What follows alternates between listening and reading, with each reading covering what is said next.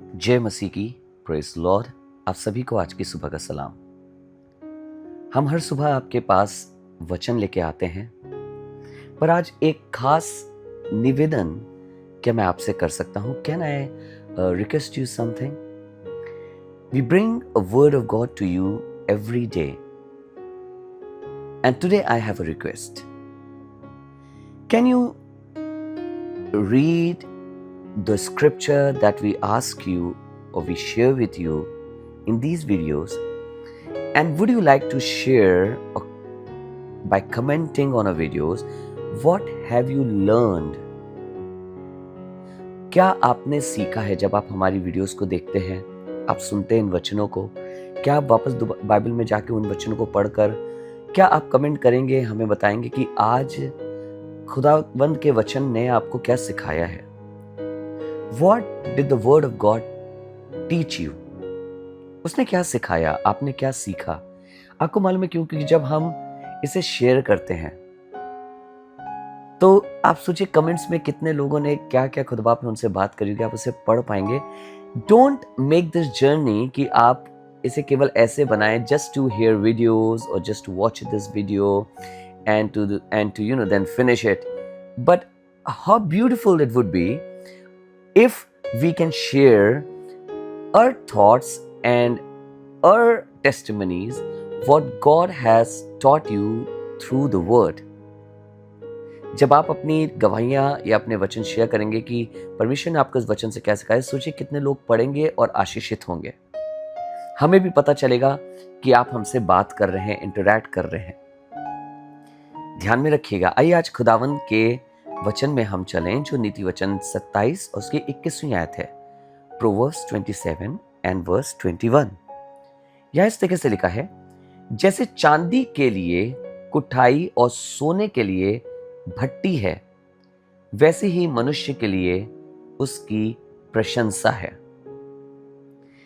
As the fining pot for silver and the furnace for gold, so is a man to his praise. जब कभी भी चांदी कुठाई में डाली जाती है या सोना भट्टी में डाला जाता है, तो उससे उसकी प्योरिटी पता चलती है. उससे पता चलता है वो सोना हकीकत में क्या है, वो चांदी हकीकत में क्या है, कैसी है. ऐसे ही जब हमारी प्रशंसा होती है, ऐसे ही जब लोग हमारे विषय में बात करते हैं, हमारी प्रेजेस करते हैं, उसका उत्तर जो मैं और आप देते हैं, उससे पता चलता है कि मैं और आप हकीकती तौर पर कैसे हैं. अगर किसी के प्रशंसा करने से हमारे अंदर घमंड आ रहा है और हम 10 लोगों में और बता रहे हैं जाके, उसने हमारी प्रशंसा करी, उसने ऐसा कहा, उसने मेरे विषय में ऐसा कहा, आपको मालूम है इसका मतलब क्या है? कि हम दीन व्यक्ति नहीं हैं. जब कोई प्रशंसा करे तो हमारे और आपके अंदर दीनता होनी चाहिए. उसके बाद अगर कोई हमारी प्रशंसा करे और हम और दीन हो जाएं, हम और ज्यादा उसके सामने हम्बल हो जाएं, ये दिखाता है कि हम अंदर से कितने खूबसूरत हैं. You know, when people praise you and after a praise, if we are having this proud and we are going and telling other people, you know what, this is what that person has said about me, it shows that we are not humble. It shows that we are not right from within. Our heart is not right. But when somebody praises us and we become more humble,